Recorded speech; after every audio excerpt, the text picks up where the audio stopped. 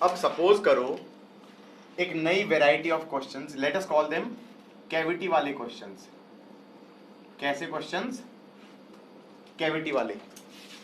भाई मान लो उन्होंने कह दिया कि हमारे पास एक डिस्क है। क्या है? डिस्क है, रेडियस उसका आर है, और उस डिस्क में एक सर्कुलर कैविटी कर दी। उस डिस्क में एक सर्कुलर कैविटी कर दी ऐसे, और उस कैविटी का रेडियस बोल दिया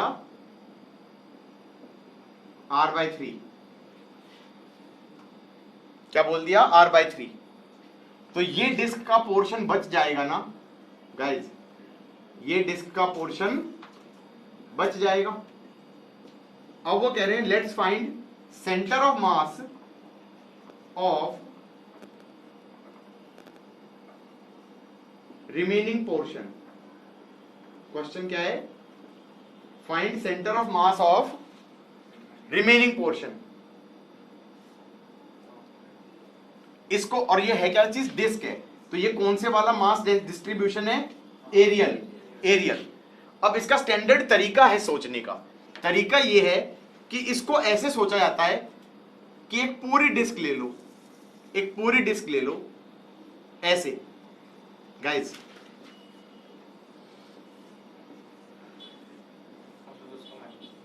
नहीं माइनस में मत करो, ऐसे सोचो कि एक पूरी डिस्क ले ली और पूरी डिस्क का मास डिस्ट्रीब्यूशन कितना है? Plus sigma.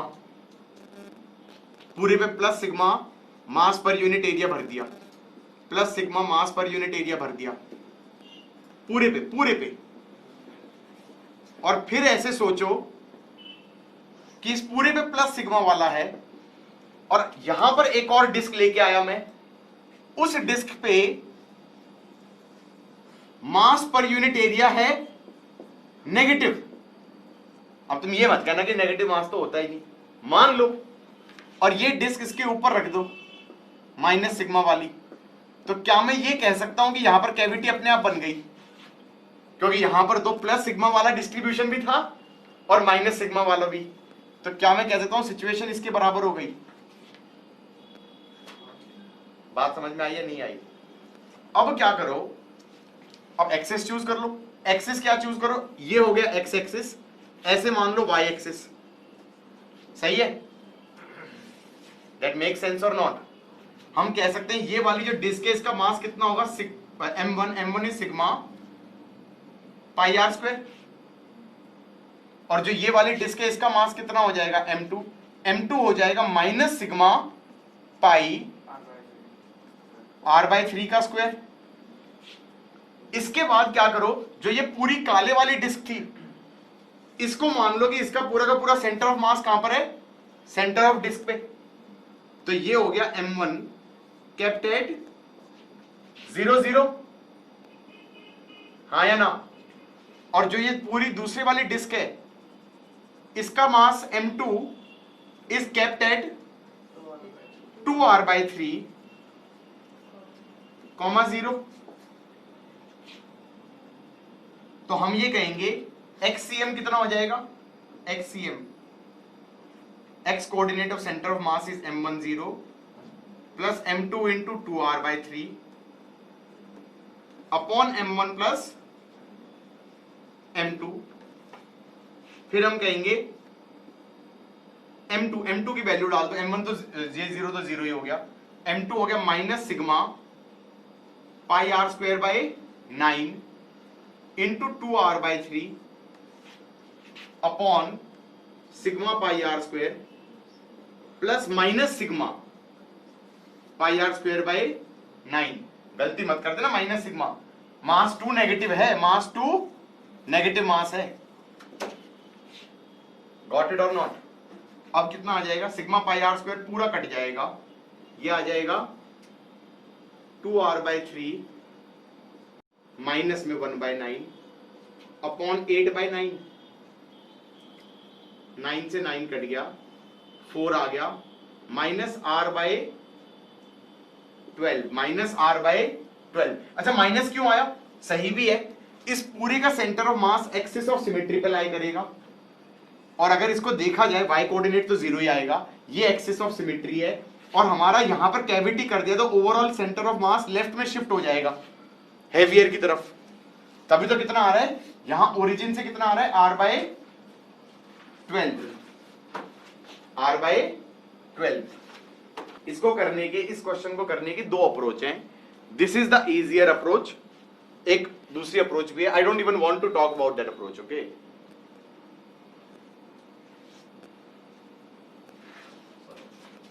This idea of this approach comes from charges, not, क्योंकि चार्जेस में होता है कि positive charge distribution and negative charge distribution. इसमें भी हमने ये कहा कि मास डिस्ट्रीब्यूशन भी दो तरह की हो गई, positive mass distribution and negative mass distribution.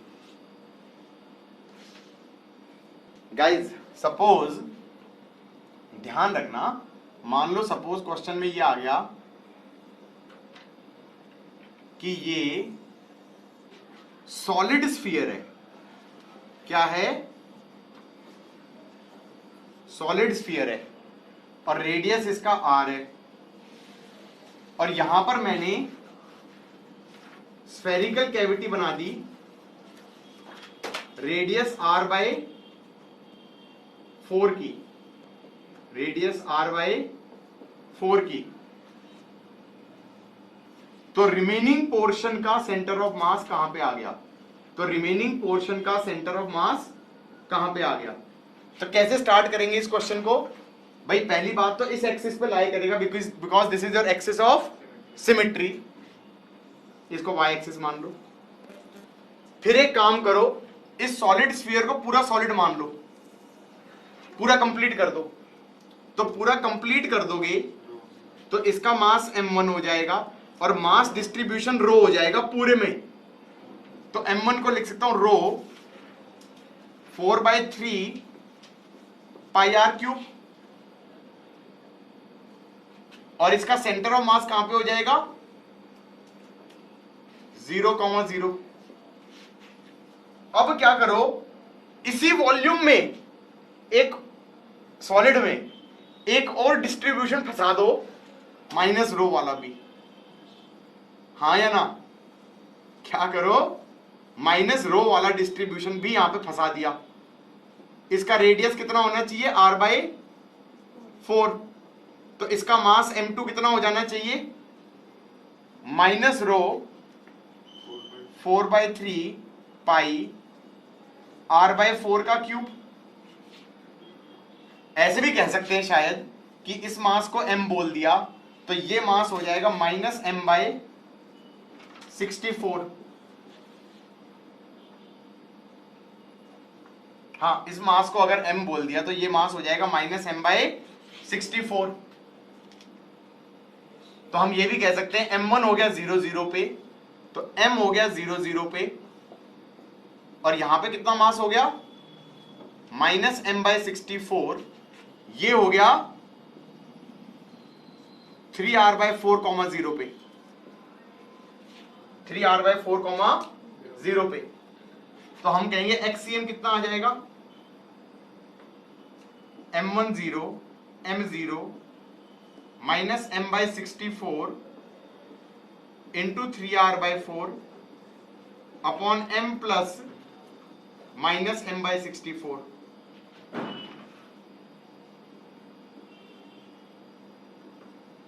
तो ये हो गया 3r/4 divided by 63 with a negative sign.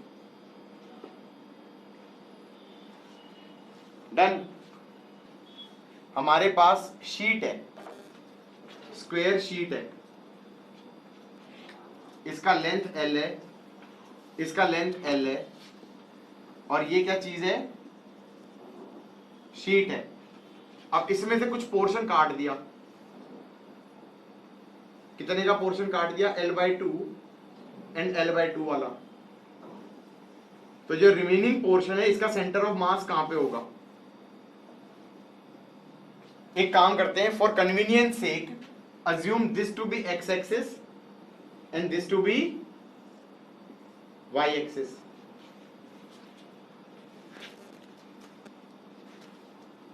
करो, कैविटी छोटी होती जाएगी, वो सेंटर के पास चला जाएगा। और नहीं तो क्या, जाना भी चाहिए। कैविटी नहीं होती तो कहाँ होता, सेंटर पे होता। जो सबसे आसान है वो क्या है कि पॉजिटिव मास लो और नेगेटिव मास लो, पॉजिटिव के ऊपर नेगेटिव रख दो तो वहां पे कैविटी हो जाएगी। यार पिछले वाले में करके दिखा दूं। दूसरा मेथड क्या था? दूसरा मेथड ये था कि जैसे सॉलिड स्फीयर था, हमसे क्या पूछा गया कि ये हटा दिया, ये हटा दिया, ऐसे था ना। ये कितना था? r/4 r/4 सॉलिड स्फीयर वाले में। या चलो डिस्क वाले में कराऊं क्या? डिस्क वाले में r/3 लेके किया था हमने, ठीक है। डिस्क वाले में r/3 लेके किया था। हमने कहा लेट द रिमेनिंग पोर्शन का center of mass be at this coordinate x, let it be at x, हाँ या ना। फिर क्या करो, जो ये मास है इस मास को ले लो m1, और फिर क्या करो कि फिर उसके बाद m2 भी डाल दूं, m2 भी डाल दूं। यहां पे m1 अलग चीज को लिया है, यहां पर m1 किस मास को लिया है? बचे हुए को, हाँ या ना। तो m1 ले लूं, उसका सेंटर ऑफ मास ले लूं x पे, और फिर m2 भी डाल दूं, उसका सेंटर ऑफ मास यहां ले लूं, और फिर ये पूरा बन जाएगा, उसका आ जाना चाहिए ओरिजिन पे। तो मैं कहूंगा zero should be m1 minus x plus m2 2r/3 upon m1 plus m2, हाँ या ना। अब m2 को लिख दो सिग्मा पाई r/3 का स्क्वायर, और m1 को लिख दोगे sigma pi r square minus pi r/3 का स्क्वायर।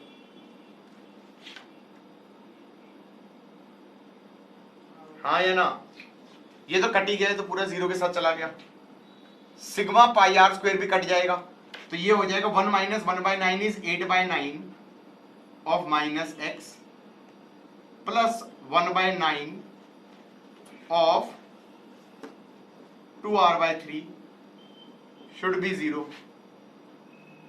ये 9 भी चला गया, x आ गया r/12। मैंने नेगेटिव ऑलरेडी लिया हुआ था, तो इधर की तरफ कितना आ गया? r/12। तरीका समझ में आया नहीं आया? अजीब सा है। अरे फिर ये पूरी बन गई ना। उसने कहा कि भाई तुमने कैविटी के समेत सेंटर ऑफ मास जो निकालना था उसको माना x, ये इतने का है, इतने का सेंटर ऑफ मास x पे मान लिया जो निकालना था, और फिर कहा कि यहां पर इस कैविटी को भर दे। और अब ये दो बॉडी बन गई, एक हरी बॉडी एक लाल बॉडी, वो बन गई पूरी डिस्क, उसका होना चाहिए यहां पे। समझ में आया कि नहीं आया? तो अगर ये थोड़ा सा कंफ्यूजिंग लग रहा है तो इसको मत लिखो, एक चीज को परफेक्ट कर लो। हालांकि जो है कुछ हो सकता है कभी तुम्हें ये मेथड दिखाई दे, तो I don't want you to know this method, okay, the other method is better. हाँ, इसमें क्या स्टार्ट किया, इसमें एक्स्ट्रा अप्रोक्सीमेशन हो गया कि इतना भी पता होना चाहिए कि इधर शिफ्ट होगा। नहीं, वो तो प्लस में लेके चलो, फिर अपने आप नेगेटिव आएगा। नहीं, जैसे अगर वो है स्क्वायर वाला लिया हमने, तो उसमें तो x और y दोनों में लेना पड़ेगा। हाँ, वो गड़बड़ हो सकती है। तो इस वाले के अंदर हमें सेंटर ऑफ मास निकालना है। एक शीट को पूरा कर दो, स्क्वायर शीट, ये x एक्सिस ले लो, ये y एक्सिस ले लो, और ये पूरी स्क्वायर शीट हो गई।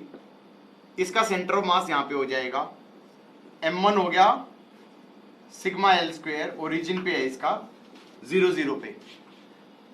इस पूरे, और मास डिस्ट्रीब्यूशन कैसा है? प्लस सिग्मा, सब जगह प्लस सिग्मा। अब यहां पर एक माइनस सिग्मा वाला मास डिस्ट्रीब्यूशन भी रख दो ब्लैक वाले के ऊपर, तो अपने आप कैविटी बन जाएगी।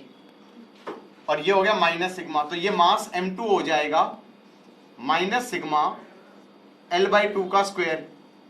तो मैं ये कह सकता हूं ये मास अगर m था तो ये मास माइनस m/4 हो गया। अब इसका सेंटर ऑफ मास कहां पे होगा? यहां पे होगा, तो ये हो जाएगा l/2 4 L/4, ठीक है, क्योंकि ये L/2 था, ये L/2 था, तो ये L/4 L/4 पे हो गया। तो हमने कहा M2 का कहां पे हो गया? L/4 L/4। तो XCM कितना आ जाएगा? XCM आ जाएगा M0 minus M/4 into L/4 upon M minus M/4, so that would be 3M/4। M/4 काट दिया तो ये आ गया माइनस L/12। तो XCM भी माइनस L/12 हो गया, YCM भी माइनस L/12 हो गया।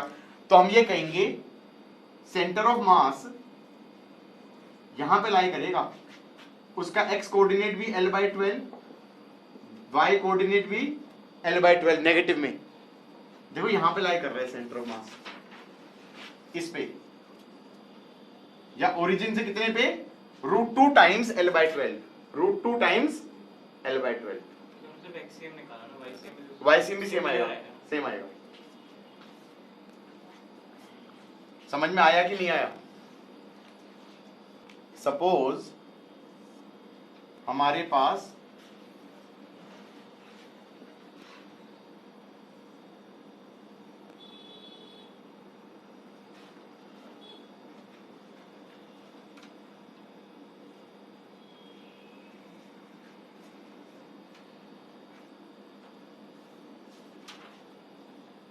क्यूब है, और क्यूब में से मैंने कुछ पार्ट कट कर दिया।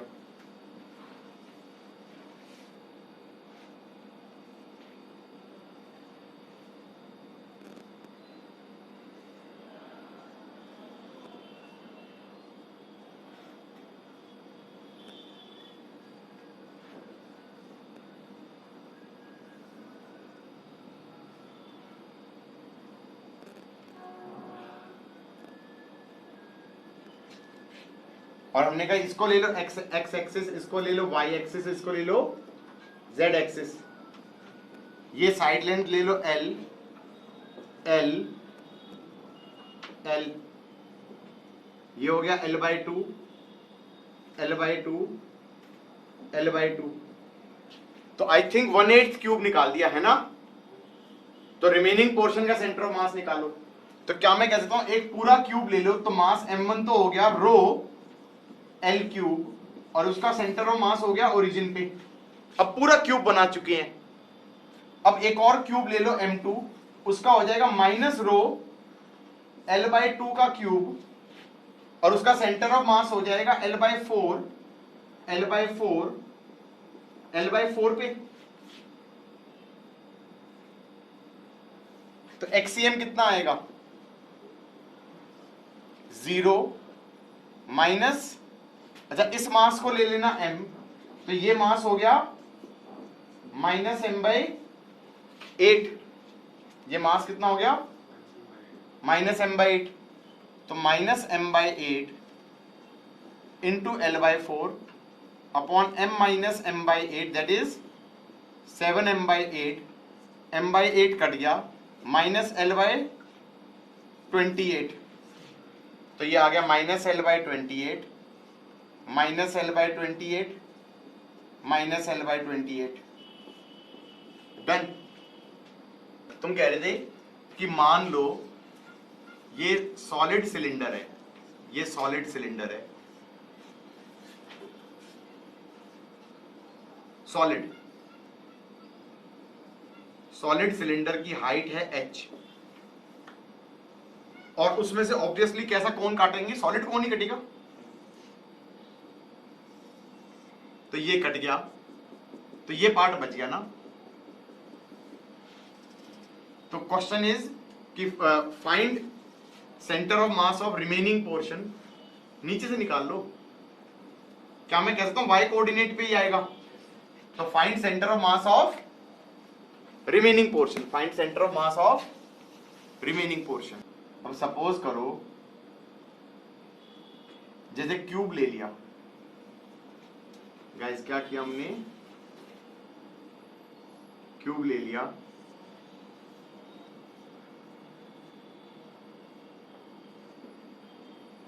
उसमें से स्कूप निकाल दिया।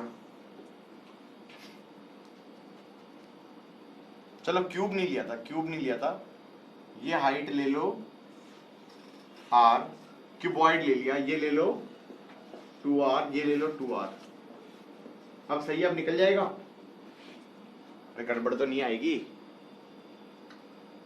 क्योंकि फिर इसका नीचे ये r होगा ना, तो फिर ये, हाँ ठीक है, क्यूबॉइड है, ये 2r है, ये 2r है, ये r है। तो find center of mass of remaining portion. चलो दोनों करो, उसके बाद we are done with center of mass. भाई इस वाले में पूरा सिलेंडर ले लो, पूरे सिलेंडर का मास हो जाएगा रो पाई r स्क्वायर h,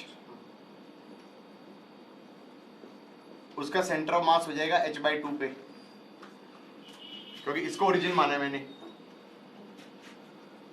तो h/2 पे होगा सिलेंडर का। तो फिर माइनस रो पाई r स्क्वायर h का 1/3, हाँ या ना, और वो हो जाएगा h/4 पे अपॉन रो पाई r square h minus rho 1/3 पाई r स्क्वायर h। ये हो गया बाई cm।